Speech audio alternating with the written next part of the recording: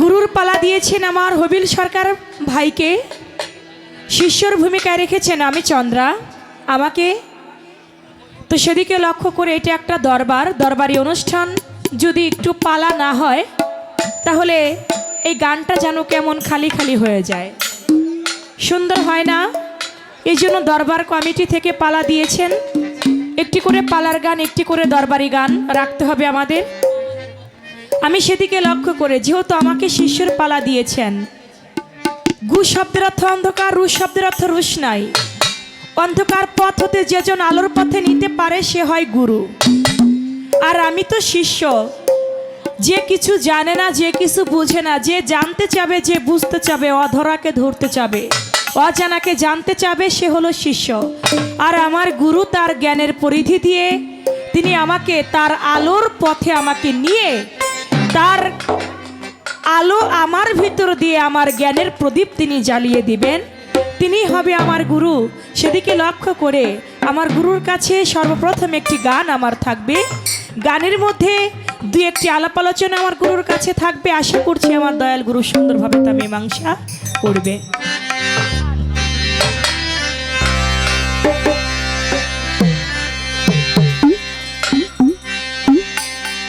অজানো কাজ পেয়েছে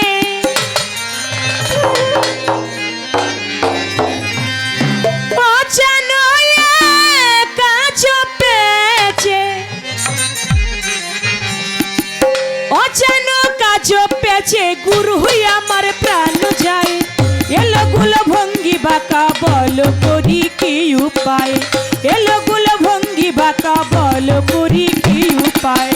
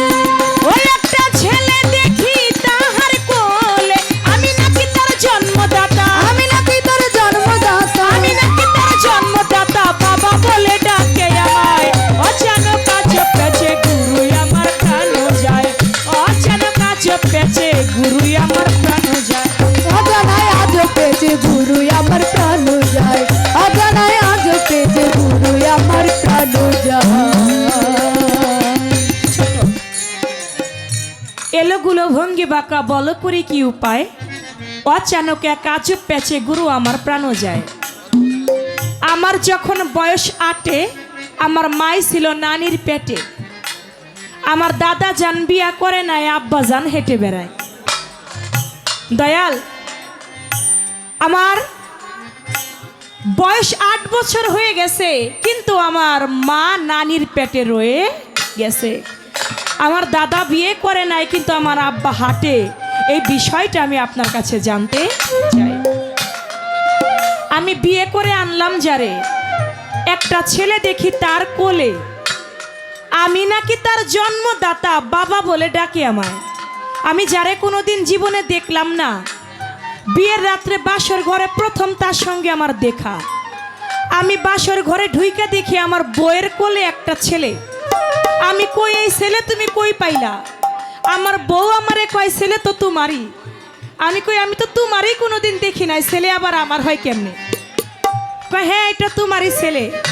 আবার ওই ছেলে আবার আমারে আব্বা কইয়া ডাকে, আমারে বাবা কয়। দয়াল এই ভেদটা আমি জানতে চাই, এই বিষয়টা আমি বুঝতে চাই। ওই ছেলে যখন আব্বা বলে শুনে আমার অঙ্গ জ্বলে। ছেলে যখন আব্বা বলে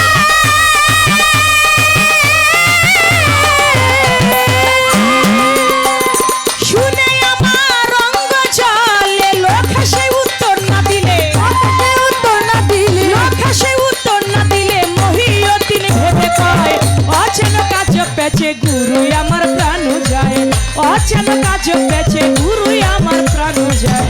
এলোমেলো ভঙ্গি পাতা, এলোমেলো ভঙ্গি পাতা, এলোমেলো ভঙ্গি পাতা, বলো তুমি কি উপায়? অজানায় আজ পেতে গুরু আমার প্রাণ যায়। অজানায় আজ পেতে গুরু আমার প্রাণ যায়।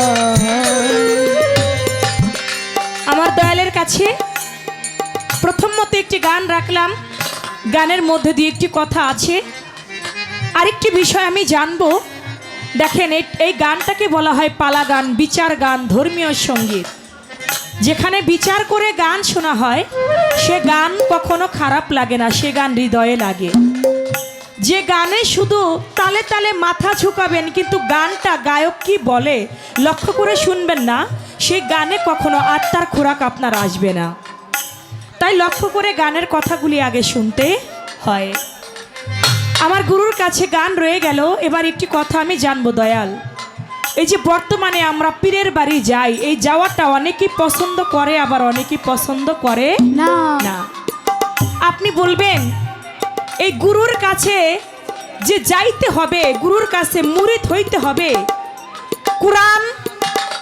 কোরআনের মধ্যে এটা আছে নাকি যে তুমি যাও বাদল শাহ দরবারে গিয়ে মুরিদ হও?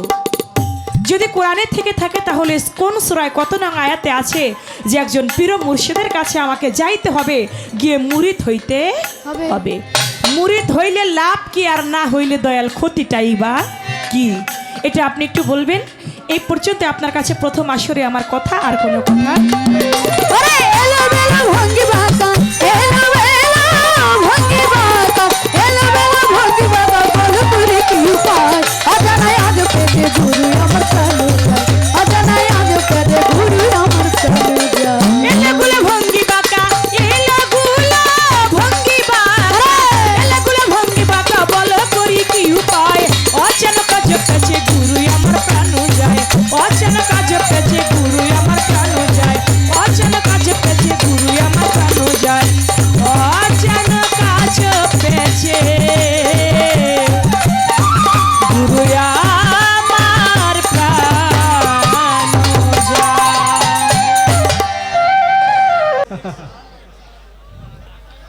তখন দেখে যে বউয়ের কোলে ছেলে বাচ্চা। মায়ের বাকি বেলা কষ্ট করা লাগবে না। এটা গেল এক বিষয়। আর বাদল শাহ দরবারে বায়াত হইতে হবে কিনা, এটা কি কোনো কোরআনে উল্লেখ আছে কিনা? আচ্ছা, এখন গানের, সে যেহেতু গানের মধ্যে পয়েন্ট রাখছে, গানের মধ্যে পয়েন্ট, কারণ এক একজন মহাজন যখন গান লেখে তখন কিন্তু এক একজন এক একটা আবেগের উপরে কিন্তু গান লেখে। তখন গানেরটা তো গানে দিতেই বউ, তো আমি গানেরটা গানে দিব, তবে তার আগে একটু বিষয়টা আমি ভাঙ্গে যাই। এটা হলো গভীর জগতের একটা কথা বলতেছি। আচ্ছা, আপনার বয়স কিংবা আমার বয়স ধরেন 30 বছর বয়স হইল, তখন আমি কিংবা আপনি এই সারা দিন, সকাল থেকে সারা দিনে এই পর্যন্ত কয়টা মিথ্যা কথা কইছেন, এটা কি আপনাদের জানা আছে না? কি গো, জানা আছে না? কয়টা সত্য কথা কইছেন, এটাও তো আপনি জানেন। কারে ঠকায় খাইছেন এটাও তো আপনি জানেন, কার মাল লুট করছেন এটাও তো আপনি জানেন, আমি কার মাল লুট করছি এটাও তো আমি জানি, অথবা কার কার ভালো উপকার করছি এটাও আমি জানি। তদ্রূপ যারা রতিরনে যায়, এরা গেলে যে দিন যায়, কোন দিন গেলে কোনটা উইব এটা কিন্তু জানে। এখন এই যে ছেলেটা যে কুলে দেখছে, সে জানে কারণ এই দিন হাল চাষটা করলে পরে ওইলে ছেলে হইব নাইলে মেয়ে হইব, এটা সে ভালো জানে। জামাইটা কে বল? এই কারণে যদিও হয়তো কথাটা একটু মানে গানের মধ্যে একটু উল্টা পাল্টা, কিন্তু বিষয়টা কিন্তু এইরকম না। বিষয়টা হলো যারা সাধু গুরু মহৎ যারা আছে, তারা কোন দিন কি বারে কি করলে এই সাধন হয়, এর মধ্যে কি করলে ছেলে হয়, কি করলে মেয়ে হয়, এগুলি ভালো জানা আছে।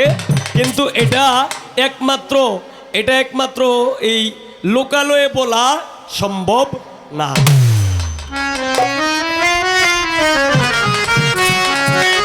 আচ্ছা, এখন গুরু ধরা কি কোরআনে কোথাও আছে কিনা? আচ্ছা, আমি আগে একটা গান গাই, গানটা গেয়ে এরপরে আমি জবাব দিব। ধন্যবাদ।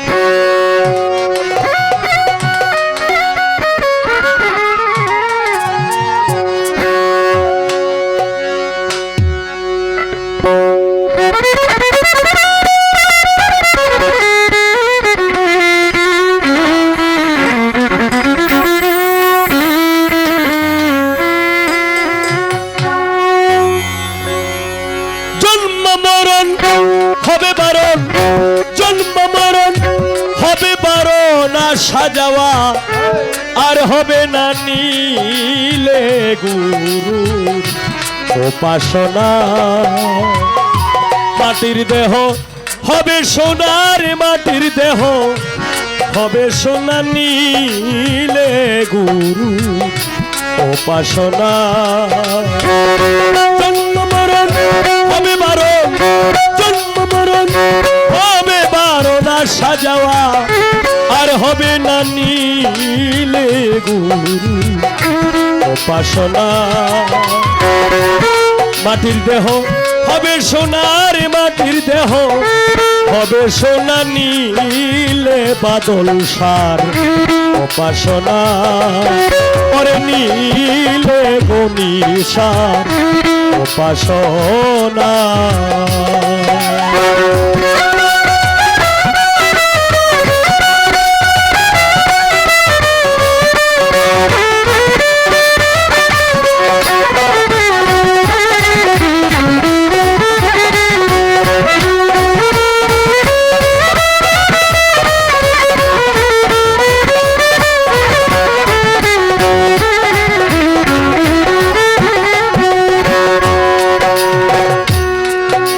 মনরে ওরে পাগল মন, ওরে লোভী মন, মন মন মন মন রে। ওরে গুরু যারে দয়া করে দীপ জ্বালাইয়া আধার ঘরে শিখায় তারে অসাধ্য সাধনা।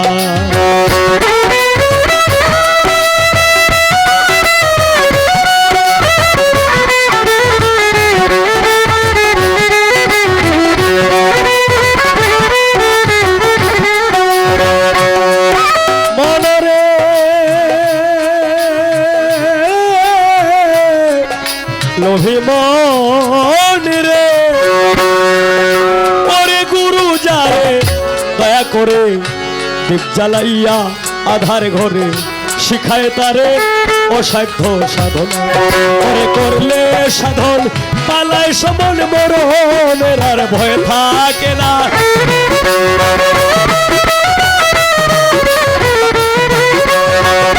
করলে সাধন পালায় সমর মরণেরা ভয় থাকে না নিলে গুরু উপাসনা মাটির দেহ হবে সোনার মাটির দেহ হবে সোনা নিলে গুরু উপাসনা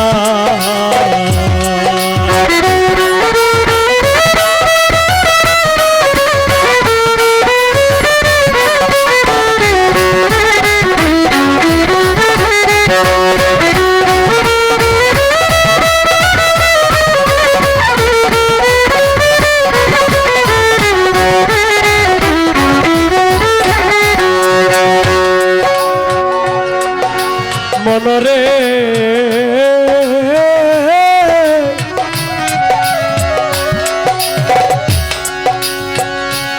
ওরে পাগল মন ওরে লোভী মন মন মন মন মন মন মন মন মনরে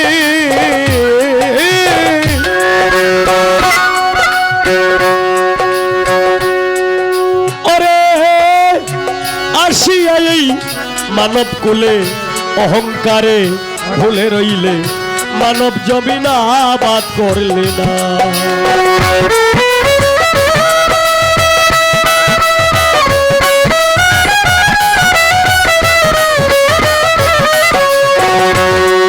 ও তুই আসিয়া এই মানব কুলে অহংকারে ভুলে রইলে মানব জমিন আবাদ করলে না গুরুর দয়া না হইলে তোর সুবৃক্ষে আর ফল ধরবে না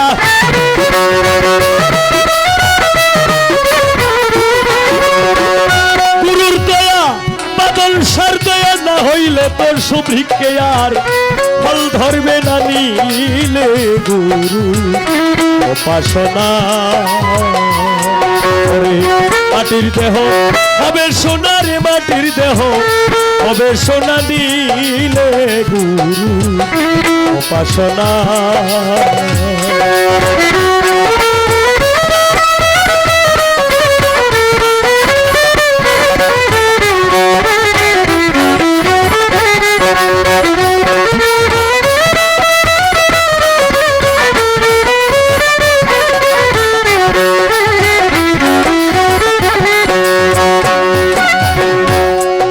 মনরে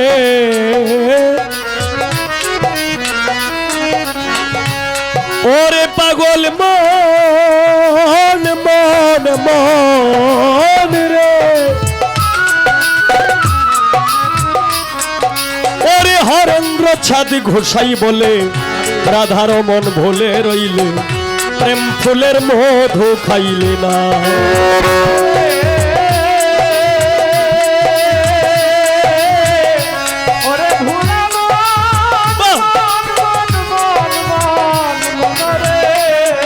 ওরে হরেন্দ্র ছাদ ঘোষাই বলে রাধার মন ভুলে রইলে প্রেম ফুলের মধু খাইলে না এক বিন্দু পান করলে মধু কামে জ্বালাতে হবে না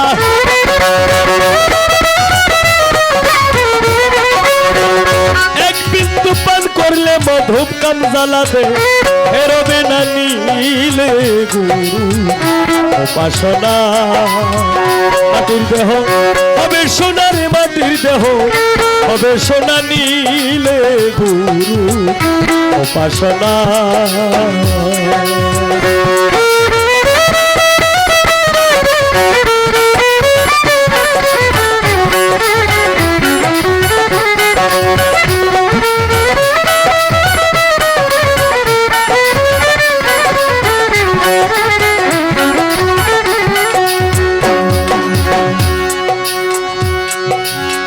আমার কাছে জিজ্ঞেস করে কথা ভুলি নাই ধীরে ধীরে জবাব দিব শোনেন দর্শক ভাই চলো ওরে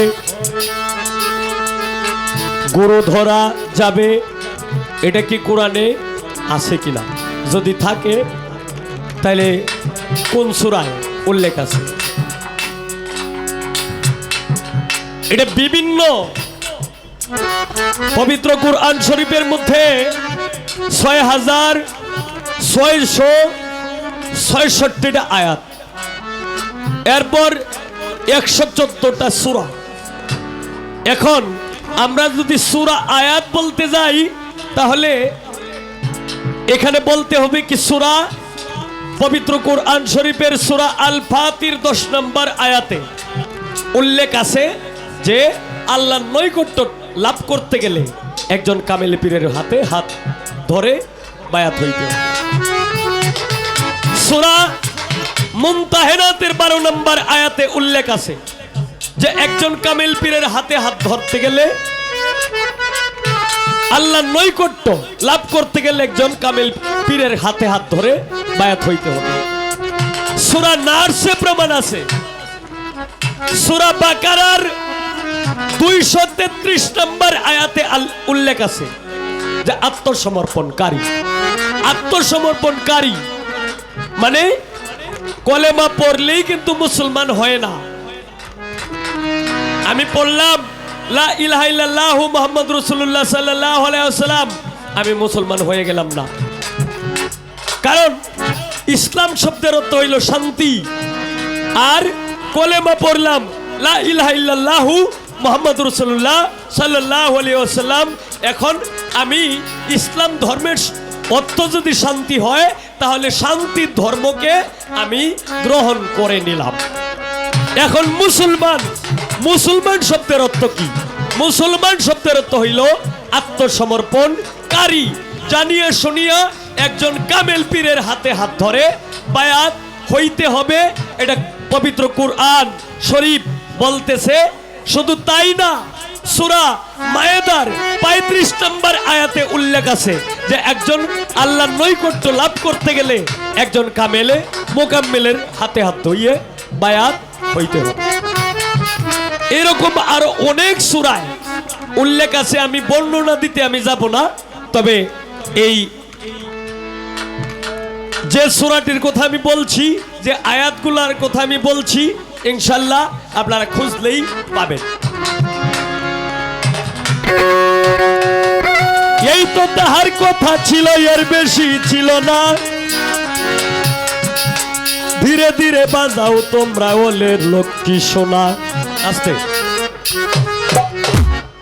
এখন আমারে বানাইছে গুরু, আর চন্দ্রা হইল শিষ্য। এখন আমি একটু জানতে চাই, তুমি একটু বলবে, আচ্ছা তুমি যে গুরু ধরছ, এই গুরু ধরার প্রমাণটা কি? তুমি আমার প্রমাণ দিবা যে আমি যে গুরু ধরছি এটার প্রমাণ হইল এইটা। এটা হইল পয়েন্ট রাখলাম। এখন তার কাছে আমার একটু জানা দরকার, পৃথিবীতে এমনই একজন গুরু ছিল, কথাটা শুনতে হবে খেয়াল করে। পৃথিবীতে এমনই একজন গুরু ছিল, আর এমনই একজন শিষ্য ছিল। এই শিষ্য গুরুর পায়রবি করে, গুরুর সেবা করে, গুরুকে সবসময় আঁকড়ে ধরে রাখে। তখন হঠাৎ করে একদিন তার গুরু, এখন গুরু কি শিষ্যের খারাপ চায়? গুরু তো আর কোনো সময় শিষ্যের খারাপ চায় না, আর গুরু কোনো সময় শিষ্যকে কুবুদ্ধিও দেয় না। আর গুরু যে চৈতন্য গুরু, সে কোনোদিন একজন গুরু শিষ্য অথবা ভক্তর সঙ্গে কোনোদিন মিথ্যা কথা বলবে না। আবার তোমার কাছে একটু পরীক্ষা করার বিষয়, তুমি একটু বলবে এই পৃথিবীতে এমনই একজন গুরু ছিল আর এমনই একজন শিষ্য ছিল। এই শিষ্যকে গুরু কঠিন একটা ছলনা করছিল। আমি একটু জানতে চাই ছলনাটা কি করছিল? ছলনা কইরা কিন্তু পরে আবার কিন্তু দেখা দিছে না। ছলনা যে করছে, এই ছলনা কইরাই এই গুরুর মৃত্যু হয়েছে। আর শিষ্য এই ছলনার মধ্যে এখন পর্যন্ত পড়ে আছে। আমি একটু জানতে চাই এই ছলনাটা কি করছিল আর এই গুরুর নাম বললেও চলবে, না বললেও চলবে, তবে শিষ্যটার নাম কি?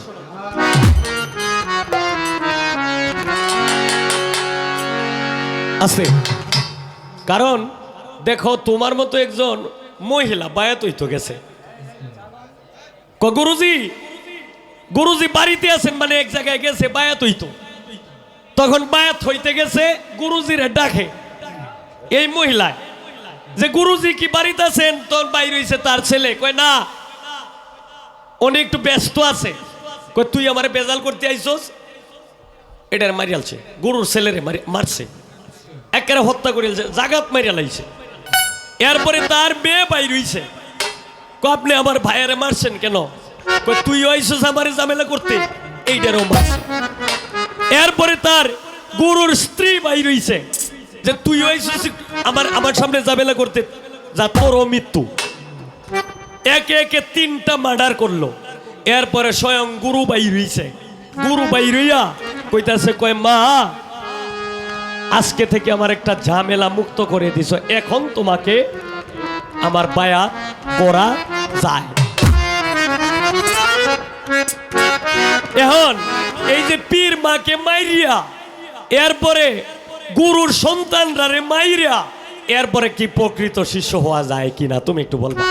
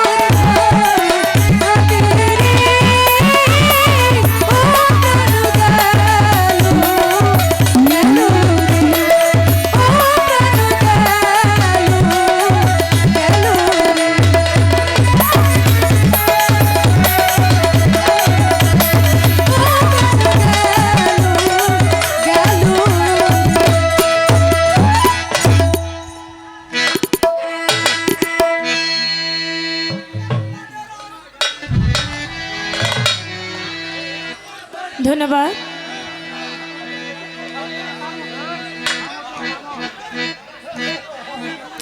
আমার বেহালার মিউজিক নাও ভিরাও দারোগা বাবু, এই মিউজিক গানে আমাকে একজন ভাই 100 টাকা দিয়েছেন, আমি তার প্রতি সালাম ভালোবাসা রাখছি।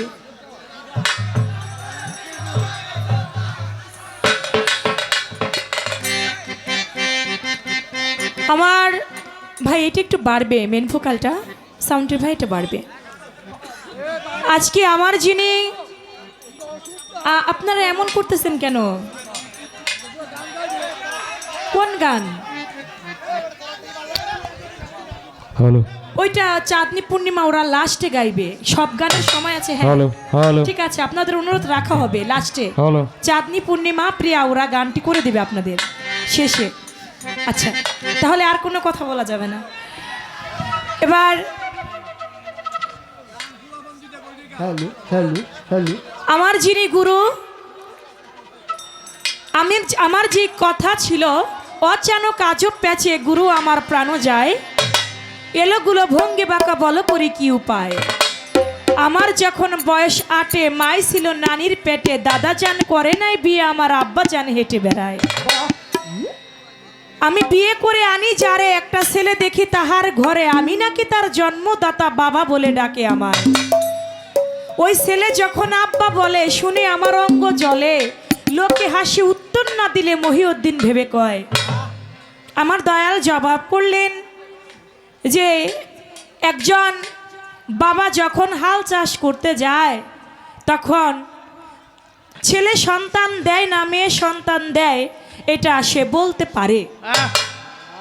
এই জবাব তিনি এভাবে দিয়ে দিলেন, ভালো লাগলো। এবার দেখেন একটা সাধারণ মানুষ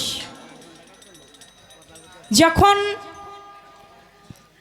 তিনি জমিতে হাল চাষ করে, একটা সাধারণ মানুষের কখনো তার ক্ষমতা নাই যে আমি ছেলে দিলাম না আমি মেয়ে দিলাম। এটা কি একটা সাধারণ মানুষ আপনি আমি বলতে পারবো যে আমার ছেলে হবে না মেয়ে হবে, ছেলে আমার অন্ধ হবে না বুবা হবে না কানা হবে না ল্যাংরা হবে না লুলা হবে না হিজলা হবে? এটা কি কেউ বলতে পারবো? আমরা সাধারণ মানুষ কখনো বলতে পারবো না। এটা বলতে পারবে আমার বাদল শাহ, এটা বলতে পারবে আল্লাহর ওলিগণ। আমরা সাধারণ মানুষ কখনোই বলতে পারবো না। তবে আমার দয়াল যেখানে কথা বলছে, আচ্ছা দয়াল এখানে আপনার কথা থেকে আমি একটু কথা রাখতে চাই। আপনি বলবেন এই যে যে ল্যাংরা কানা খুরা আপনি তো বলছেন এগুলো নাকি গুরুরা জানে। এই ল্যাংরা কানা খুরা হিজরা এই সন্তানগুলি হয় কেন, কোন কারণে হয়? এটা একটু আপনি একটু বলে দিন। এটা আপনার কথা থেকে আর কি আমার পয়েন্টটা রইল। এবার আমার গুরু আমার কাছে প্রশ্ন করেছেন, আমি কি শিষ্য না? আর দয়াল আমাকে প্রশ্ন করছে কয়টা? 3টা। তার প্রশ্ন কি, তুমি যে গুরু ধরছো তার প্রমাণ কি? পৃথিবীতে গুরু শিষ্য, এমন একজন গুরু ছিল, এমন একজন শিষ্য ছিল, গুরু শিষ্যের সাথে ছলনা করছে, সেই ছলনা শিষ্য করেছে, সেই ছলনা এখনো দুনিয়ায় আছে। এখন সেই গুরুর নাম না বললেও চলবে, শিষ্যকে। এ গেল 2টা প্রশ্ন। আরেকটি প্রশ্ন, শিষ্য হয়ে গুরুর 2টা সন্তান গুরুর স্ত্রীকে খুন করেছিল, হত্যা করেছিল, তারপরেও সে শিষ্যের কাতারে তার নাম রইল, সেই ভাবটা কি? আচ্ছা আপনি যে গুরু হয়ে আমাকে 3টা প্রশ্ন করলেন, এটা কোন গুরু শিষ্যর জীবনীতে আছে? আপনার সাথে কি আমার সাথে কোনো শত্রুতা আছে নাকি? প্রশ্ন শুনে তো মনে হচ্ছে যে ভাব বেশি একটা ভালো না। কারণ গুরু যে, সে তো শিষ্য আসে গুরুর কাছে জানতে, যে কিছু জানে না। আমি যদি ছোটবেলায় দেখবেন বাবা মায়ের কাছে একটা সন্তান নতুন কিছু দেখলেই বলে মা এটা কি? মা বলে বাবা এটা গ্লাস। মা গ্লাস দিয়ে কি করে? মা এটা দিয়ে পানি পান করে। মা পানি খাইলে কি হয়? বলে মা পানি খাইলে তোমার জীবন বাঁচে, পানিতে জীবন রক্ষা হয়। এমনিভাবে ছোট বাচ্চা যেমনি করে শিষ্য হলো ছোট শিশুর ন্যায় শুধু জিজ্ঞেস করবে গুরুর কাছে, আর গুরু সেটা যা বুঝিয়ে দিবে। কিন্তু গুরু হইয়াই শিষ্যকে প্রশ্ন করতেছেন, বিষয়টা কি গুরু? মনের ভাব কি ভালো না নাকি? গুরু মারা নুরু। যাক, আমার গুরু যেহেতু আমার কাছে 3টি প্রশ্ন রেখেছেন, আমি তার জবাব করব। ভাই মেন ফোকাল বাড়বে কিন্তু গেনটা বাড়াই দেন। হ্যালো, হ্যাঁ এবার সেদিকে লক্ষ্য কমাই দিলেন যাবার, এই ঠিক রাখেন। হ্যালো, হ্যাঁ এভাবে রাখেন। আমার গুরুজি আমাকে জানতে চাইলেন, তুমি যে গুরু ধরছো তার প্রমাণ কি? দেখেন, একটা তরিকাপন্থী লোক আর একটা বেতরিকাপন্থী লোক কিন্তু সম্পূর্ণই আলাদা। একটা তরিকাপন্থী লোক, একটা গুরু ধরা লোক যে হয়, তার সর্বদাই বিনয়ী ভাব তার মধ্যে থাকে। একটা তরিকাপন্থী লোককে যদি একটা বেতরিকাপন্থী লোক মারে, একটা তরিকাপন্থী লোক কখনো তার হাতটা উঠে না তার গায়ে আঘাত করবার জন্য। তরিকাপন্থী লোকের যিনি গুরু ধরা লোক, তার হাতটা সবসময় কেমন থাকে? এইভাবে জোরালো, সর্বদাই তার মধ্যে বিনয়ী ভাব থাকে, সর্বদাই তার হাতটা থাকে জোরালো। তাকে আঘাত করলেও সে কখনো পাল্টা আঘাত কখনো করতে জানে না। তার ভাবটা, তার বিনয়টা সর্বদাই সে গুরুমুখী থাকে। সর্বদাই আমার বাদল শাহর নাম, আমার গণিশার নাম, মুর্শিদের নাম তার মুখে থাকে কখনোই গুরু নাম ব্যতীত তার মুখে অন্য কিছু থাকে না। তার ভিতর থাকে বিশ্বাস, তার ভিতর থাকে ভক্তি, তার ভিতরে থাকে গুরু নামের অশ্রু জল, সেই হয় শিষ্য। তাই তার এই বিষয়গুলি যদি লক্ষ্য করা হয় তাহলে বোঝা যায় যে তিনি একটা প্রকৃত শিষ্য। এবার একটা কথার আমি জবাব করলাম, আরো দুটি কথা আমার কাছে আছে। পৃথিবীতে গুরু শিষ্যর সাথে ছলনা করেছিল বিষয়কে আমি বলবো, তার আগে আমার গুরুর কাছে একটি গান রাখি।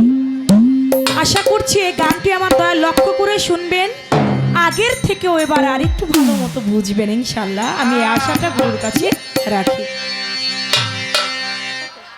হ্যালো, হিসাবে করে দেখলাম দয়াল মানুষ তারা সাতজনা, হিসাবে করে দেখলাম দয়াল মানুষ তারা সাতজনা। আজব কথা শুনতে মনে বাসনা বাসনা, আজব কথা শুনতে মনে বাসনা।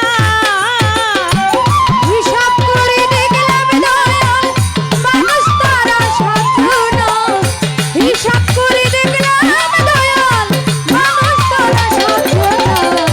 আজব কথা শুনতে বাসনায় আমার দয়াল রে, আজব কথা শুনতে বাসনা। সাতজন তারা এ সংসারে কি সুন্দর চলে ফিরে, দেখলে মনের মন্ডু হরে এ কি আজব কারখানা। দেখলে মনের মন্ডু হরে এ কি আজব কারখানা, দেখলে মনের মন্ডু হরে এ কি আজব কারখানা। দয়াল, এই গানটা কেরানীগঞ্জে এক শিল্পীর সাথে গাইছিলাম, আমি তার নাম বলবো না। ওই শিল্পী কিন্তু মঞ্চ থেকে পালাইতে চাইছিল।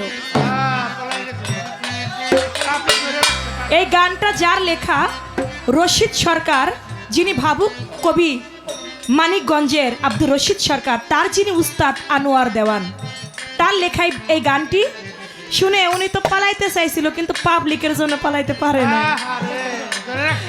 আজকে যদি আমার গুরু পালাইতে যায়, আজকে আসে কান লাগবে না, আমি নিজেই তাকে প্রেমের ডুরি দিয়ে বেঁধে রাখবো।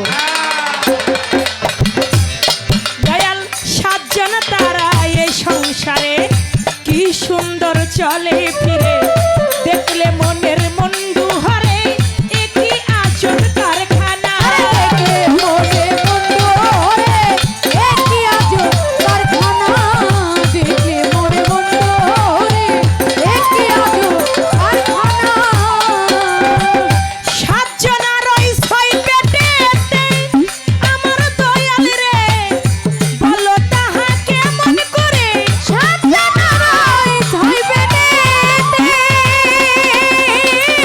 ও দয়াল রে, কেমন করে তারা আহার করে, ওরে জানা থাকলে কৌশল মাছের তোমার মাথা যেন ঘুরে না। যারা থাকলে কৌশল মাথা যেন ঘুরায় না। জানা থাকলে কৌশল মাচার মাথা যেন ঘুরে না। আজব কথা শুনতে মনে বাসনা বাসনা, আজব কথা শুনতে মনে বাসনা। হিসাব করে দেখলাম দয়াল মানুষ তারা সাতজনা, হিসাব করে দেখলাম দয়াল মানুষ তারা সাতজনা। আজব কথা শুনতে বাসনায় আমার দয়াল রে, আজব কথা শুনতে বাসনা। দয়াল 121 মাথায় আছে, বলে দিবা আমার কাছে। দয়াল, আমার 121 মাথায় আছে, তুমি বলে দিবাই আমার কাছে। 13 পায়ে 7 জন হাঁটে, কথা সত্য মিথ্যা না। 13 পায়ে 7 জন হাঁটে, কথা সত্য মিথ্যা না। 13 পায়ে 7 জন হাতে, কথা সত্য মিথ্যা না। সেই মানুষের 121 মাথায় আছে, বলে কাছে 13 পায়ে 7 জন হাঁটে কথা সত্য মিথ্যা না আরে কোন দেশে তার হয় বসতি ওই আমার দয়াল রে হিন্দু কি মুসলমান জাতি কোন দেশেতে হয় বসতি ও দয়াল রে হিন্দু কি মুসলমান জাতি তুলে ধরো তথ্যের লথি শাস্ত্র গ্রন্থে যাই জানা তুলে ধরো সত্যের নথি শাস্ত্রে গ্রন্থে যাই জানা তুলে ধরো তথ্যের লথি শাস্ত্র গ্রন্থে যাই জানা আজব কথা শুনতে মনে বাসনা বাসনা আজব কথা শুনতে আমার বাসনা হিসাব করে দেখলাম দয়াল মানুষ তারা সাহায্য না হিসাব করে দেখলাম দয়াল মানুষ তারা সাহায্য না বাসনা আমার দয়াল রে আজ বাসনা দয়াল আমার 242 বাহু রয় 243 চক্ষু হয় 242 বাহু রয় 243 চক্ষু রয় 9টি লিঙ্গ 6টি জুনি একই আজব কারখানা 9টি লিঙ্গ 6টি জুনি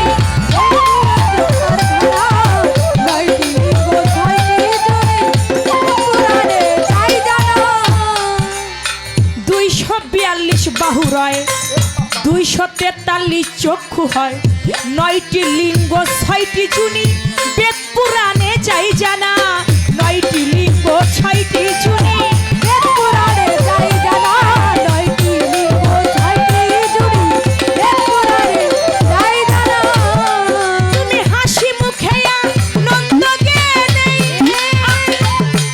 আমার দয়াল রে জবাব করো শুদ্ধ জ্ঞানে হাসি মুখে আনন্দ গানে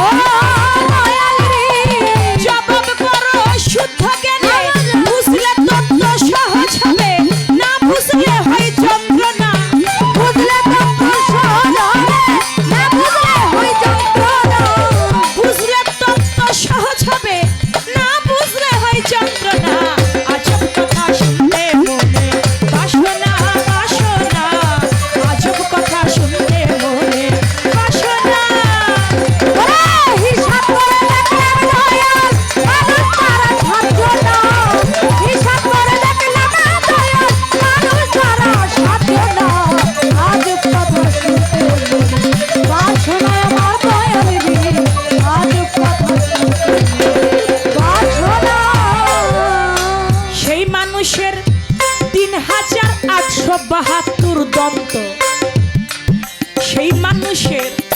3872 দন্ত দয়াল 7 জনার হইল বৃত্তান্ত শেষ করিলাম আদি অন্ত ইহার বেশি বলবো না শেষ করিলাম আদি অন্ত এর বেশি বলবো না শেষ করিলাম আদি অন্ত এর বেশি বলবো না যেই গানগুলি আপনারা শুনেন নাই সেখান থেকে গান রাখতেছি কারণ যে গানগুলি সব সময় শুনি ওই গান বেশি একটা ভালো লাগে না এজন্য এবার রশিদ সরকারের যিনি উস্তাদ আনোয়ার সরকার তার গানের মধ্যে কি বলেছে আপনারা যদি লক্ষ্য করে না শুনেন তাহলে গুরু কিন্তু আজকে ফাঁক দিয়ে বের হয়ে যাবে আজকে কিন্তু হবিল সরকার আমার গুরু তাকে কিন্তু ছেড়ে দেওয়া যাবে না কি বলেন আজকে কোনো ছাড় দেওয়া যাবে না দয়ালকে আজকে বেঁধে রাখতে হবে তবে সেটা কোনো গাছের সাথে না সেটা আমার প্রেমের গাছের সাথে আমার গানে বলছেন হিসাব করে দেখি দয়াল মানুষ তারা 7 জনা আজব কথা শুনতে আমার মনের বাসনা 7 জন তারা এই সংসারে কি সুন্দর চলে ফিরে দেখলে মনের মন ধরে কি আজব কারখানা 7 জনা রয় 6 পেটেতে কেমন করে আহার করে এবং জানা থাকলে কও সমাচার দয়াল তোমার মাথা যেন ঘুরে না 121 মাথা আছে বলে দিও আমার কাছে 13 পায়ে 7 জন হাঁটে, এ কি আজব কারখানা। কোন দেশে তার হয় বসতি, হিন্দু কি মুসলমান জাতি, তুলে ধরো শাস্ত্রের লথি, শাস্ত্র গ্রন্থে যায় জানা। 242 বাহু রয়, 243 চক্ষু রয়, 9টি লিঙ্গ 6টি জুনি, বেদ পুরাণে যায় জানা।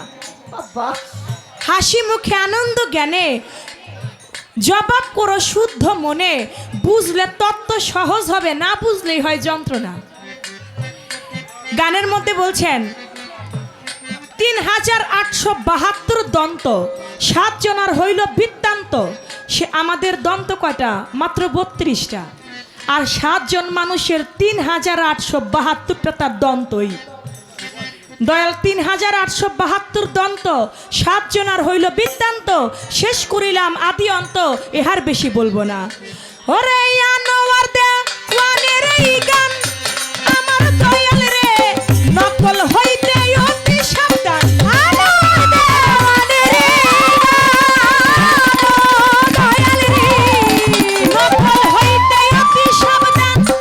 ও তার মোহাম্মদপুর হই বাসস্থান, অতি কষ্টের রচনা। মোহাম্মদপুর হই বাসস্থান, অতি কষ্টের রচনা। মোহাম্মদপুর হই বাসস্থান, অতি কষ্টের রচনা। আজব কথা শুনতে মনে বাসনা বাসনা, আজব কথা শুনতে মনে বাসনা। হিসাব করে দেখলাম দয়াল, মানুষ মারা 7 জন। হিসাব করে দেখলাম দয়াল, মানুষ মারা 7 জন। আজব কথা শুনতে মনে বাসনা আমার দয়াল রে, আজব কথা শুনতে বাসনা। আমার কাছে প্রশ্ন করে ধর্মরাজা সরে, ভুলি নাই কথা আমার মনে পড়ে। গুরু হইয়া শিষ্যকে প্রশ্ন করেছে, মনে হয় আজকে খেলাফত দিবে আমার দয়ালে। নয়তো প্রশ্ন কেন করবে আমারে, বুঝতে না পারি আসরে। কত ছোট বড় শিল্পীর সাথে গান করি, কখনো শিষ্যকে প্রশ্ন করে না। যদি গুরু ভক্ত পালা হলে ভক্তকে প্রশ্ন করা যায়, এটা গানের ভাব বর্ণনা। আজকে মনে হয় দয়াল আমারে খেলাফত দিয়া দিব, নাইলে প্রশ্ন করবে কেন। যাক, আমার দয়াল প্রশ্ন করলেন, ছোট বাজেন এমন একজন ভক্ত গুরুর বাড়ি গিয়ে গুরুর মেয়ে সন্তানকে মেরে ফেললো, তার পুত্র সন্তানকে মেরে ফেললো, তার স্ত্রীকেও মেরে ফেললো, তারপরও তিনি শিষ্যই থাকে। এটা কিভাবে থাকে? দেখেন, সনাতন ধর্মের ভিতরে একজন গুরু ছিল যার নাম ছিল হিরণ্যকশিপু। তার যিনি ভক্ত ছিল প্রহ্লাদ। পাওয়া যায় প্রহ্লাদ হিরণ্যকশিপুর কন্যা সন্তান, পুত্র সন্তান এবং তার স্ত্রীকেও হত্যা করে। তারপরেও গুরু তাকে অভিশাপ দেয় না, গুরু তাকে ভক্তের কাতার থেকে দূরে সরায় না। কারণ কি? কারণ তারা স্ত্রী, মেয়ে, পুত্র তারা কেউ গুরু ভক্ত ছিল না। আর যারা গুরু মানে না, যারা গুরুকে বিশ্বাস করে না, এটা প্রহ্লাদ নিজের কাছে মানতে না পেরে তাদেরকে হত্যা করে ফেলল।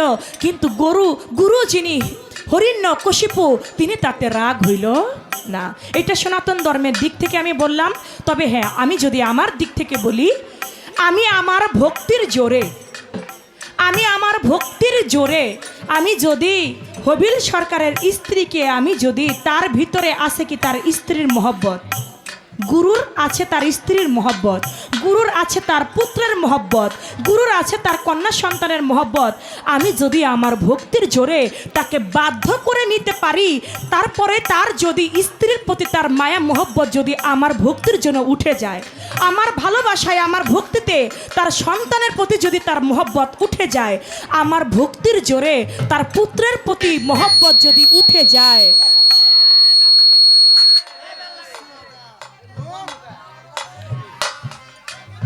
যদি উঠে যায় তাহলেই তো আমি হইতে পারবো প্রকৃত একজন ভক্ত।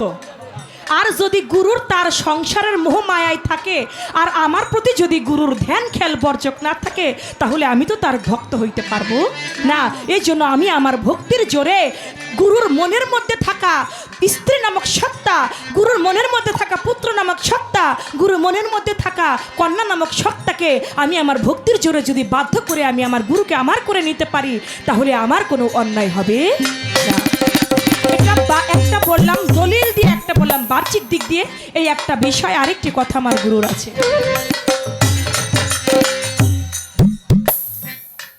পৃথিবীতে এমন একজন গুরু ছিল, এমন একজন শিষ্য ছিল, গুরু ছলনা করেছিল তার শিষ্যের সাথে। শিষ্যের নাম কি, এই ভাবটা কি?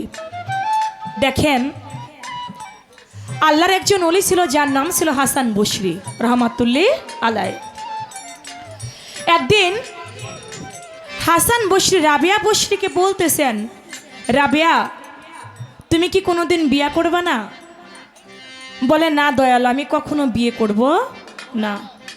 বলে, তুমি একটা মেয়ে মানুষ, আর মেয়ে মানুষ একা একা জীবন কাটাবা, এটা তো সুন্দর হয় না। রাবিয়া তুমি বিবাহ করো। কয়, না দয়াল, আমি বিয়ে করব না। হাসান বসরি বলে, আমি তোমাকে বিয়ে করতে চাই। রাবিয়া বসরি বলে, দয়াল আপনি আমাকে বিয়ে করতে চান, আপনি না আমার গুরু, আপনি গুরু হয়ে আপনি আমাকে বিয়ে করতে চান দয়াল, এটা কেমন হয়? আমাকে প্রশ্ন করছে তো, আমি জবাব দিতেছি, আমি আমার কথা বলতেছি না। জবাব দেব না? জবাবটা দিয়ে দিই। হ্যাঁ, প্রশ্ন না, আমি জবাব দিতেছি। আমি জবাবটা দিয়ে দিই, না তো সুন্দর হয় না। প্রশ্ন রেখেছি আমার কাছে। যেভাবে একটা পালা একটা দরবারে বিচ্ছেদ হইতেছে, এটা কিন্তু ভালো হইতেছে। শুধু যখন বিচ্ছেদ শুনবেন অনেক দেখবেন অর্ধেক দশকে থাকে না। আমরা এটা প্রমাণ অনেক জায়গায় পাইছি। তারপর আপনারা যেভাবে বলবেন সেভাবে হবে। তবে আমাকে প্রশ্নের জবাবটা দিয়ে হয়তো আমি আর কথা না বললাম। হাসান বসরি বলল, রাবিয়া আমি তোমাকে বিয়ে করতে চাই। রাবিয়া বলল, আপনি তো আমার গুরু, গুরু হইয়া শিষ্যকে বিয়ে করবেন, এটা কেমন হয়?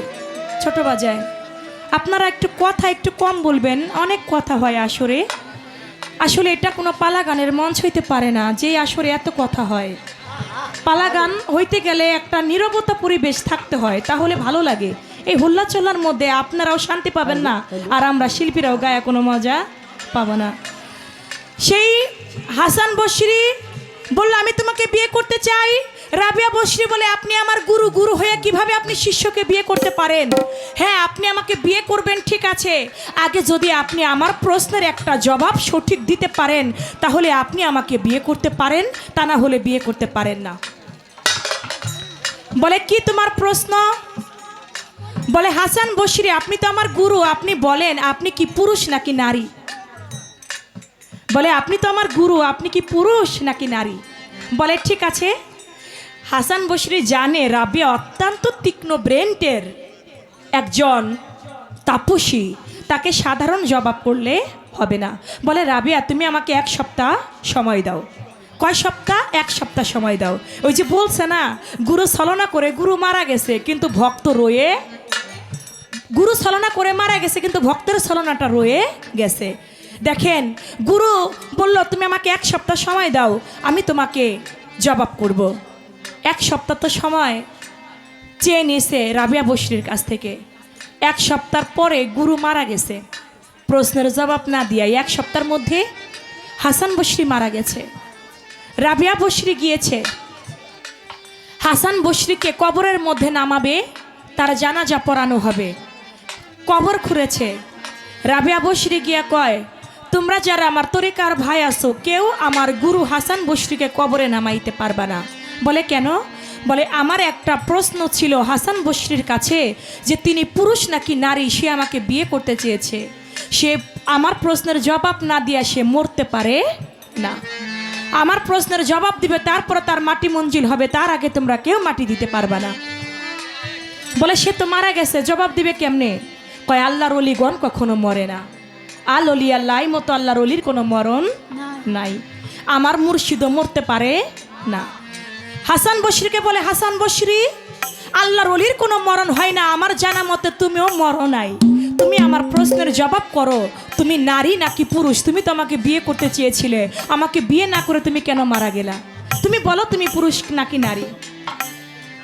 হাসান বসরি বলে, রাবেয়া, আমি এই দুনিয়ার মধ্যে যতদিন জীবিত ছিলাম ততদিন আমি নিজেকে পুরুষই মনে করেছিলাম, আর এখন আমি যখন মারা গিয়েছি, আমি যখন পর্দা নিয়েছি, এখন আমি মনে করছি আমি নারী। দুনিয়ায় কোনো পুরুষ নাই, পুরুষ একমাত্র আমার আল্লাহ। এ ব্যতীত কোনো পুরুষ নাই, সবাই দুনিয়ার জগতে আমরা সবাই নারী। কয় হাসান বসরি, তুমিও নারী আমিও নারী, তাহলে নারী নারী কি বিয়ে হয় হাসান? কয় না, নারী নারী তো বিয়ে হয় না। আমি তো তোমাকে ছলনা করে জিজ্ঞাসা করেছিলাম, দেখি তুমি কি বলো, তুমি কি কাম কামনার সাগরে ডুবে আছো কিনা। আমি তোমাকে পরীক্ষা করে দেখলাম তুমি কামনার জগতে নাই। রাবেয়া বসরি কয়, হাসান বসরি, আমিও তোমাকে ছলনা করেই তোমার গুরুত্বটাকে প্রকাশ করলাম যে তোমারও কোনো মরণ হয় না। এইটা গুরু শিষ্যের ছলনা। এই ছিল হাসান বসরি এবং রাবেয়া বসরির ঘটনা। এই আমার গুরুর কথা ছিল, আমি তার জবাব করলাম। হিসাব করে দেখলাম মানুষ তারা সচেতন, হিসাব করে দেখলাম মানুষ তারা সচেতন। আজ কথা শুনতে গাছ হলায় আমার দয়া দিবি, আজ কথা শুনতে গাছ হলায়। হিসাব করে দেখলাম দয়াল মানুষ তারা সাতজনা, হিসাব করে দেখলাম দয়াল মানুষ তারা সাতজনা। আজব কথা শুনতে মনে বাসনা বাসনা, আজব কথা শুনতে মনে বাসনা বাসনা, আজব কথা শুনতে মনে বাসনা। আসলে আমি আগেই কইছিলাম কাঙ্গালের কথা, মানে শাস্ত্রে একটা কথা কই যে কাঙ্গালের কথা ভাসি হইলেও বলে। আমি আগেই বলছিলাম যে যদি নাই দেন তাইলে আর হুদাহুদি নষ্ট করিয়া দরকার নাই। কিন্তু এই যে এক কাইন্দা দিছে আর এক কাইন্দা মনে করেন যে ওলাদ দোয়াল্লি রয়েছে। যাক, অসুবিধা নয়। আমরা যখন এই মানিকগঞ্জ, বিক্রমপুর, ফরিদপুর, ওই যে সরনা সরকারের এলাকায় এইদিকে যখন গান করি, শেরপুর যখন গান করি, তখন সারা রাত রয়ে কিন্তু বালা গান হয়। কিন্তু এখানে এটার কোনো পরিবেশ নাই। পরিবেশ নাই যেটা আমি আগেই বুঝতে পারছি, যে কারণে আমি আগেই না করছিলাম। তবে অসুবিধা নাই, আপনারা যে যেভাবে আছেন সেইভাবেই যদি পারেন। আস্তে নাচলেই তো আর গান হয়ে যায় না, কারণ নাচবেন, নাচানাচি করবেন, কিন্তু গান বুঝবেন না, তাইলে হুদাহুদি বাজনা হইনা নাচলে লাভ আছে? হ্যাঁ, বাজনা হইনা তো লাভ, নাচলে লাভ নাই। আজকে নাচবেন একটা জায়গায় থেকে, একটা জায়গায় দাঁড়িয়ে থাকেন আর বৈশাই থাকেন। আমার সবচাইতে মনে হয় বৈশা থেকে গান শুনলে, গানের কথা যখন শুনবেন, গানের সুর যখন শুনবেন, তখন এই আপনার এই ভিতরটার মধ্যে আলাদা একটা বাড়ি মারবে। তখন বাড়ি মারলে এরপরে আর মানে এই যে নাচানাচি অশৃঙ্খল করাটা কিন্তু আর মন চাইবে না। তো তাই আপনারা ধৈর্য সহকারে যে যেভাবে আছেন সেইভাবে যদি বসার মতো সুযোগ সুবিধা থাকে বসেন। আর আমি এখন যে গানটা করব, একটি দরবারি একটি শান করব, এরপরে দুইটি বিচ্ছেদ গান করব। ধন্যবাদ।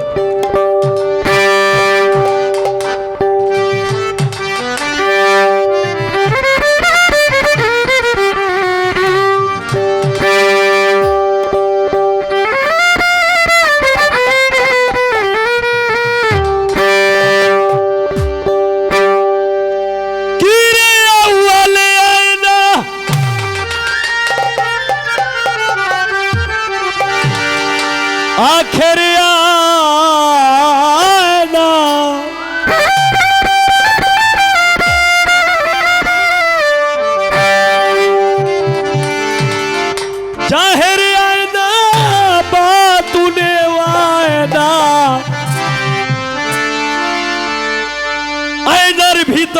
এক ময়না রে তোরা দেখলে ছবি পাগল হবি রে কিশোর তোর এক ময়না তোরা দেখলে ছবি পাগল হবি রে কিশোর তোর এক ময়না अव्वली आईना आखिरी आईना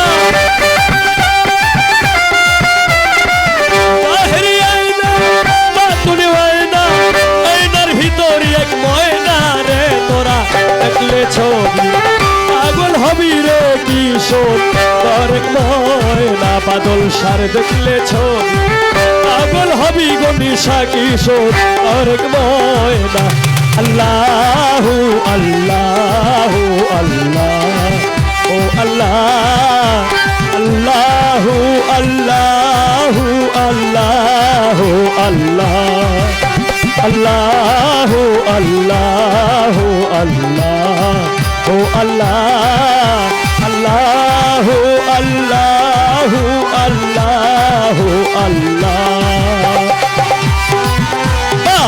क्या बात Yaba! Ba!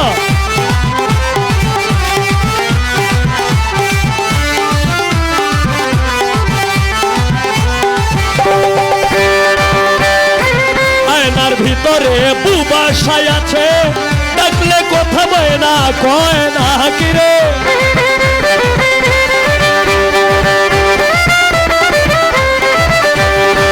আয়নার ভিতরে বাদল সাই আছে ডাকলে কথা বয় না কয় না শত গুণের গুণান্বিত বয় না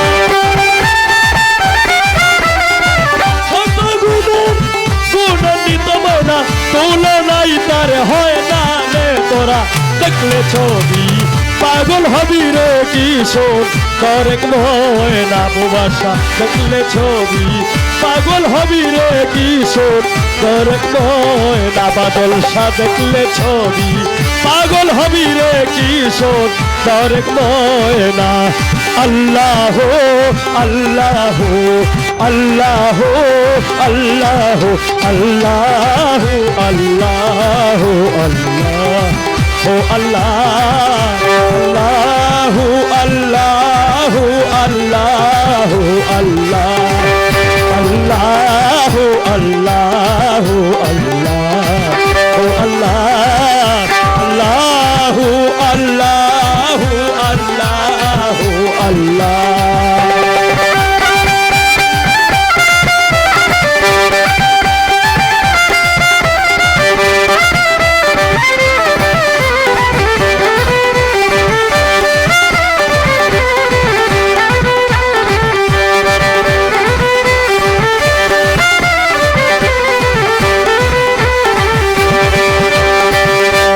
ভিতরে বাদল সাই আছে ডাকলে কথা বয় না কয় না কিরে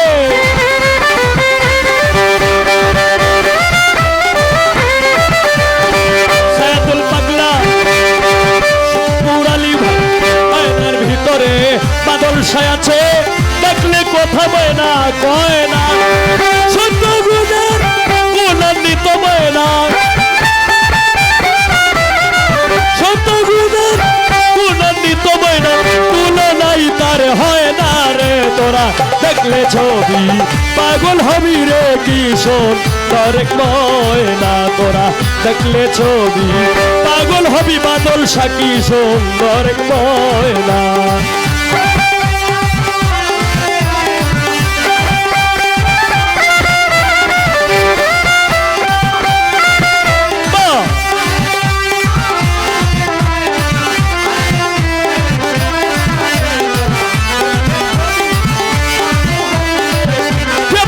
Yaba!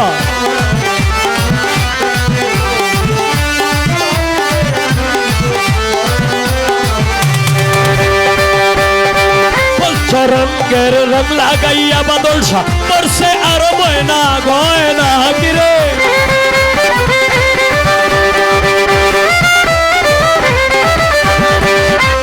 রং লাগাইয়া বাদল সা পরছে আরো ময়না গয়না পাগল হয়েছে পাগল হয়েছে তোর বাড়ি মনে লয় না রে তোরা দেখলে ছবি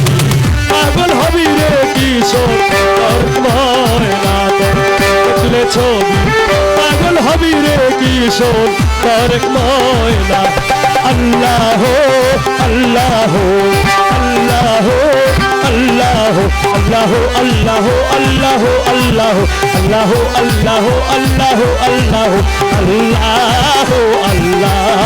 আল্লাহ আল্লাহ আল্লাহ ও আল্লাহ আল্লাহ আল্লাহ আল্লাহ আল্লাহ আল্লাহ ও আল্লাহ আল্লাহ আল্লাহ আল্লাহ আল্লাহ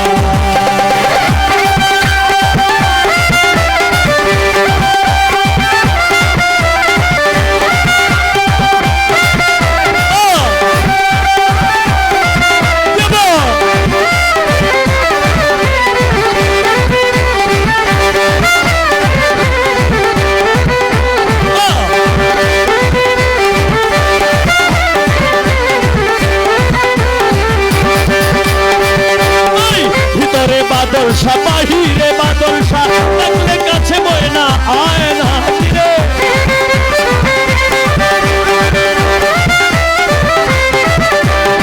ভিতরে বাদলশা বাহিরে বাদলশা থাকলে কাছে ময়না আয় না পাগলে রেখে গানের সুরে সালাম পাগলে রেখে গানের সুরে মায়া কি লাগে না রে তোরা ছবি পাগল হবি রে কিশোর তোর ময়না তোরা ছবি পাগল হবি রে কিশোর তোর ময়না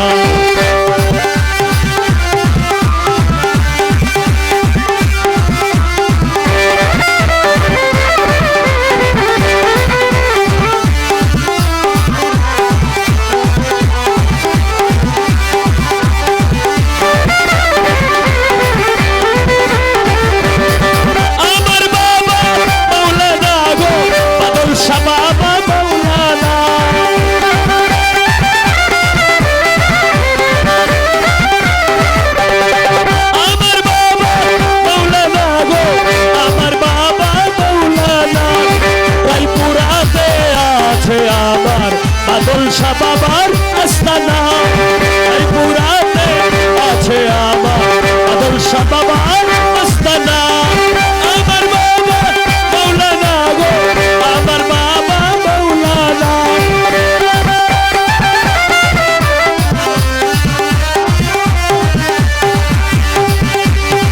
শুকুর আলী শাহ সাইফুল পাগলা সালাম ভাই আমার বাবা মৌলানা গো বাদলশা বাবা মৌলানা এই পুরাতে আছে আমার বাদলশা বাবা আস্তানা এই পুরাতে আছে আমার বাদলশা বাবা আস্তানা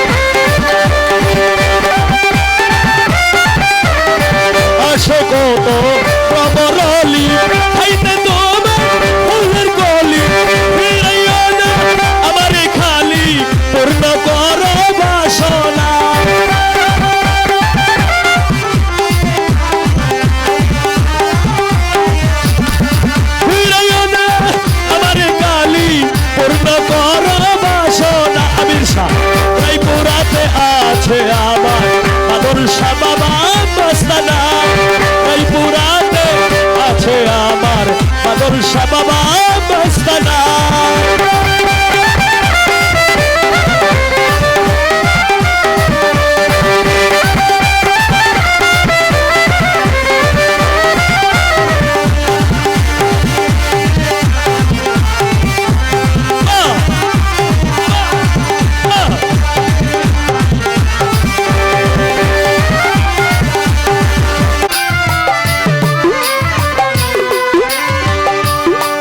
হলো দেখারি তোমারে দেখলাম বাদল শাহ, যারে আমি যারে আমি যারে আমি একেবারে হারাইলাম এই জীবনে, যারে আমি একেবারে হারাইলাম।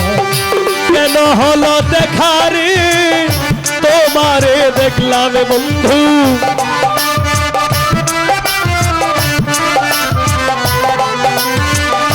কেন হলো দেখারে তোমারে দেখলাম, যারে আমি যারে আমি যারে আমি একেবারে হারাইলাম এই জীবনে বাদল শাহ, যারে আমি একেবারে হারাইলাম।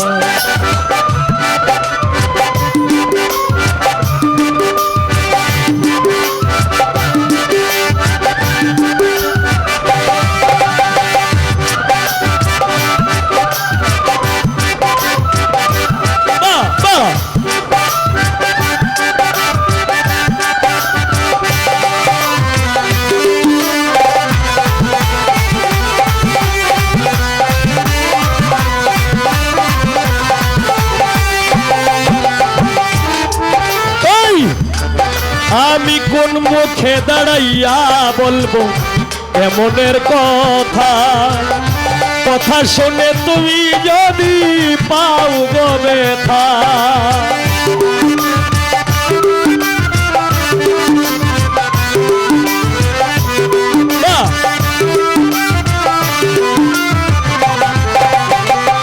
কোন মুখে দাঁড়াইয়া বলবো এই মনের কথা, কথা শুনে তুমি যদি পাও গো ব্যথা।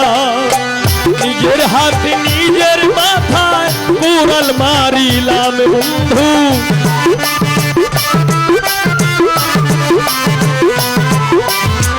নিজের হাতে নিজের মাথায় কুড়াল মারিলাম, যারে আমি যারে আমি যারে আমি একেবারে হারাইলাম এই জীবনে, যারে আমি একেবারে হারাইলাম।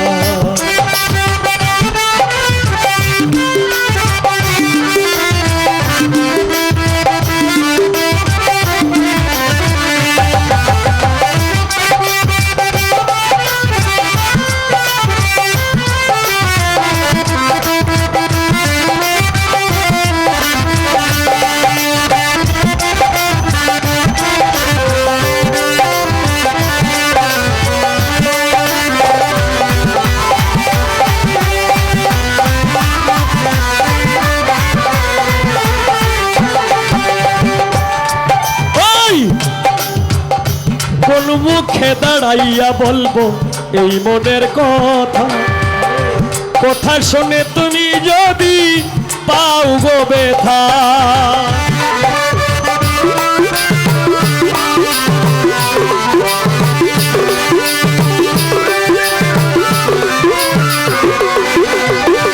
কোন মুখে দাঁড়াইয়া বলবো এই মনের কথা, গানের ভক্ত কথা শুনে তোমরা যদি পাও গো ব্যথা।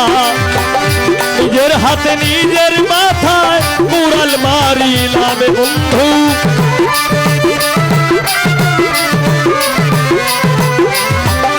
নিজের হাতে নিজের মাথায় কুড়াল মারিলাম, যারে আমি বাদল শাহ বাবা, যারে আমি একেবারে হারাইলাম এই জীবনে গনিশা, যারে আমি একেবারে হারাইলাম।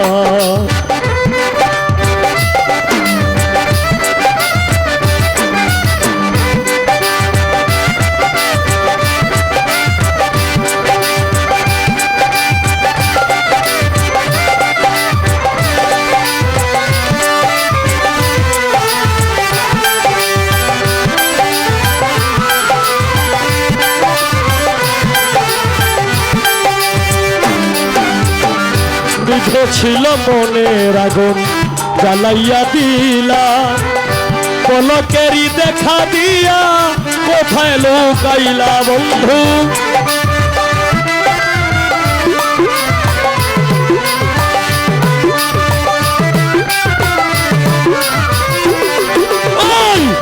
নিভেছিল মনের আগুন, নিভেছিল মনের আগুন। ও বাদল শাহ বাবা, বাদল শাহ, নিভেছিল মনের আগুন জ্বালাইয়া দিলা, পলকেরই দেখা দিয়া কোথায় লুকাইলা। দুঃখে যাদের জীবন গোরা দুঃখ মিয়া নামে বন্ধু,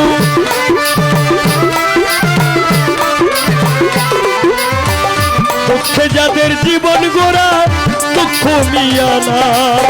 যারে আমি যারে আমি যারে আমি একেবারে হারাইলাম এই জীবনে, যারে আমি একেবারে হারাইলাম।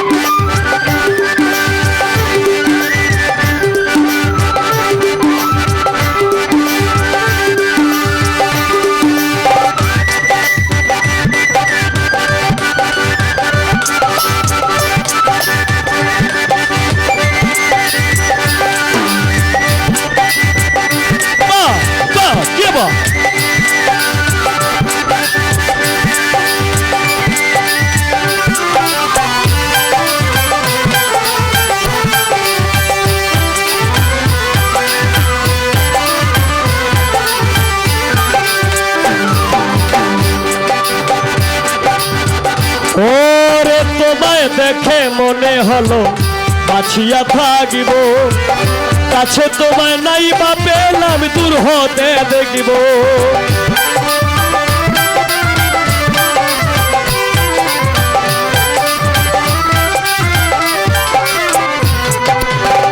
তোমায় দেখে মনে হলো বাঁচিয়া থাকিব, কাছে তোমায় নাই বা পেলাম দূর হতে দেখিব। তোমারে খুঁজিয়া বেড়ায় পাগল তোর সালাম বন্ধু,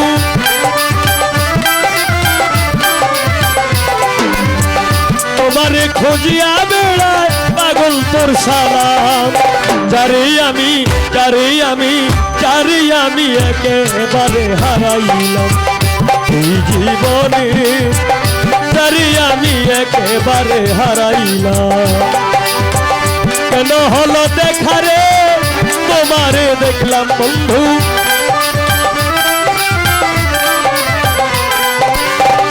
কেন হলো দেখারি তোমারে দেখলাম। যারে আমি একেবারে হারাইলাম এই জীবনে, যারে আমি একেবারে হারাইলাম এই জীবনে, যারে আমি একেবারে হারাইলাম।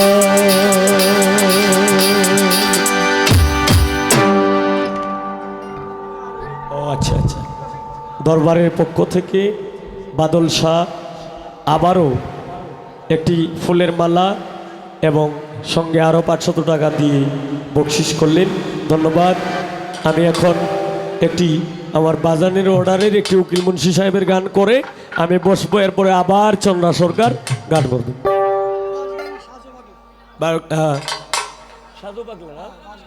বাঁশগাড়ির সাজু পাগলা আমারই গানে সন্তুষ্ট হয়ে আরও 100 টাকা দিয়ে বকশিস করলেন, ধন্যবাদ।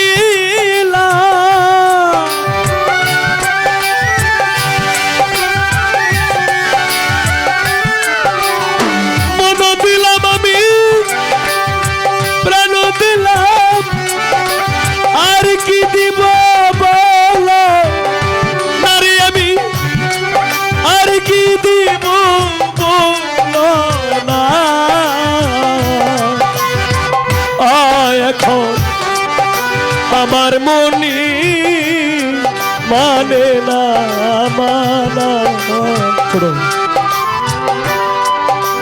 প্রাণবন্ধু রে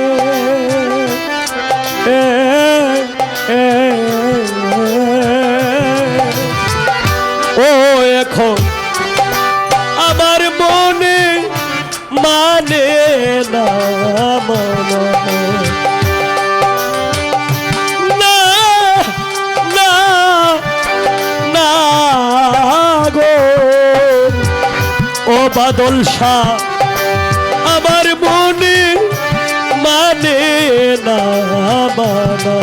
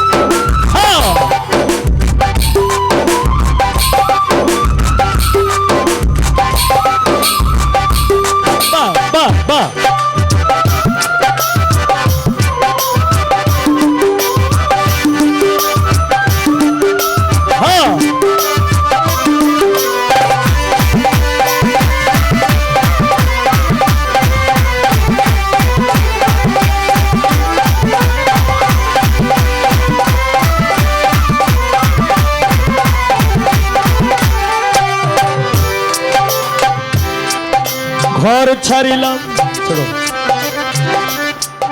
বাড়ি ছাড়লাম ওরে আমি ছাড়লাম দেশে মায়া আমি মান হারাইলাম কোল হারাইলাম ও বাদল শাহ শেষ করলাম রে কায়া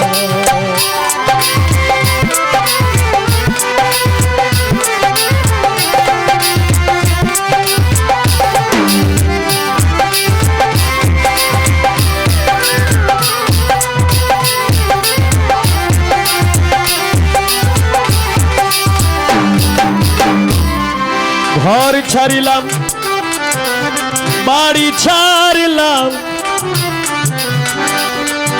ছাড়লাম দেশের মায়া আমি মান হারাইলাম কোল হারাইলাম আমি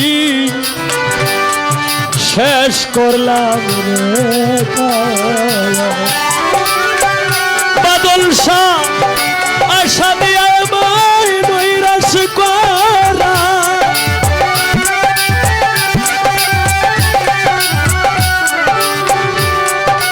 আশা দিয়ে আমায় নৈরাশ করা তুই বন্ধু আর সাজে না রে এখন তুই বন্ধু আর সাজে না এখন আমার মনে মানে না মানা প্রাণবন্ধু রে এখন আমার মনে মানে না মানা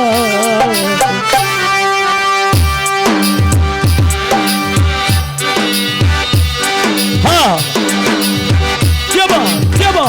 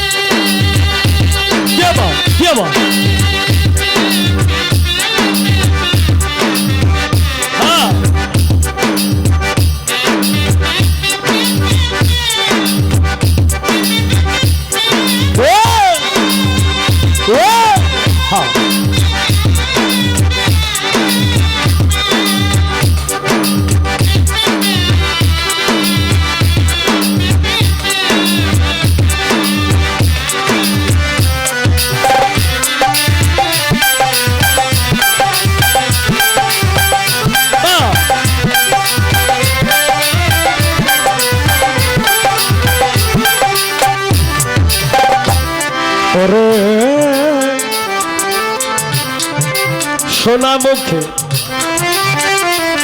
কইয়া কথা চাইয়া আমার পানে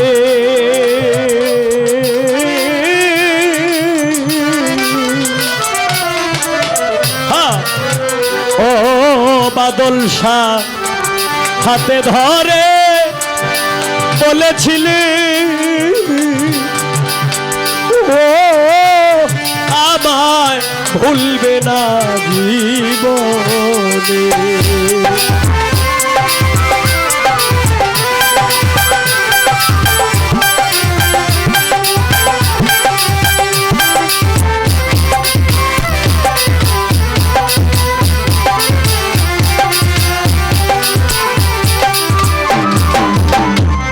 সোনা মুখে কইয়া কথা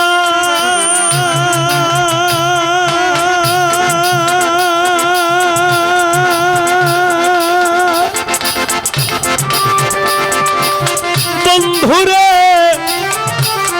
চাইয়া আমার পানে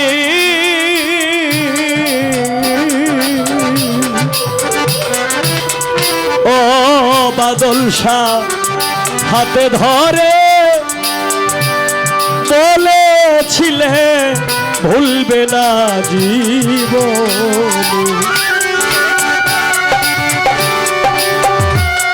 সাদা মনে আমার দাগ লাগানো রে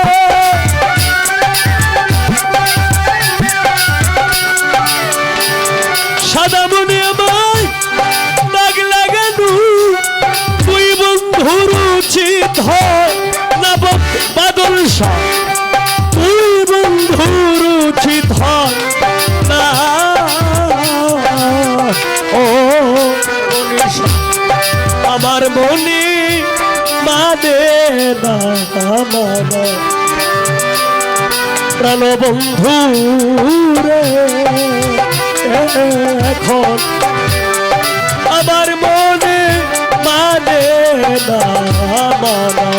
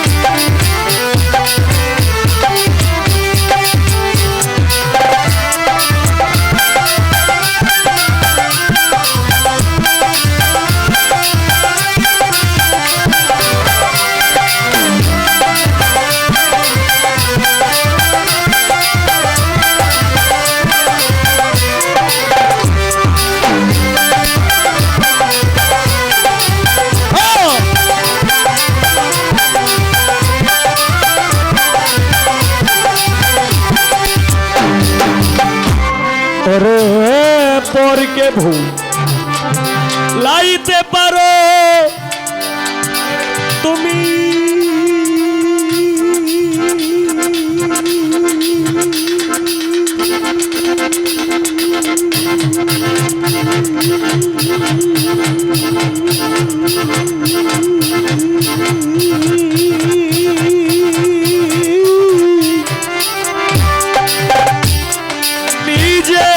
কেমনে ভুলো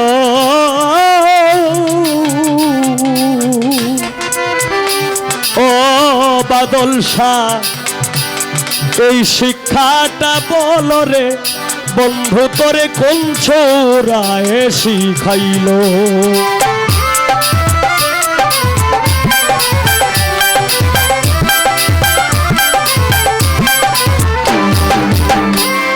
রে পরকে ভুল লাইতে পারো নিজে কেমনে ভোলা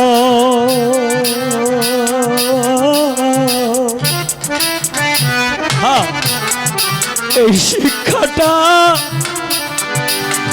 বলো বন্ধু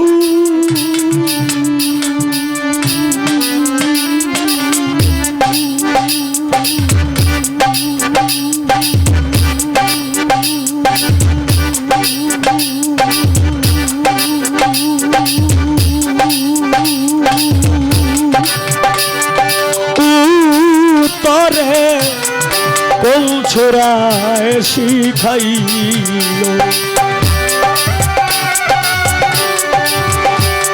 ওরে শত দোষের দোষীরে উকিল আমি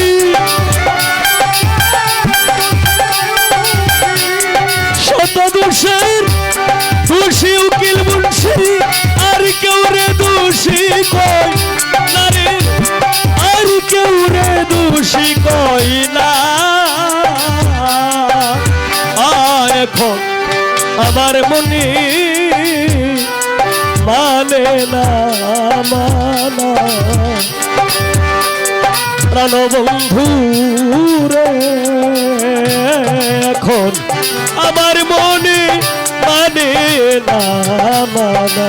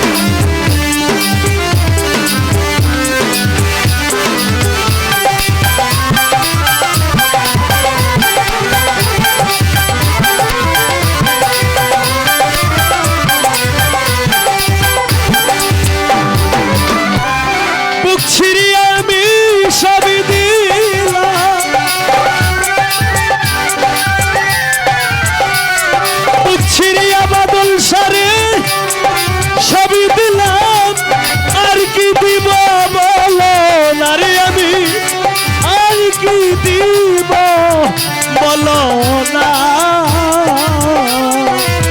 শুকুর আলী ভাই আমার মনে মানে না মানা প্রাণবন্ধু রে এখন আমার মনে মানে না মানা না না না গো ও এখন আমার মনে মানে না মানা আমার মনে ও দরদি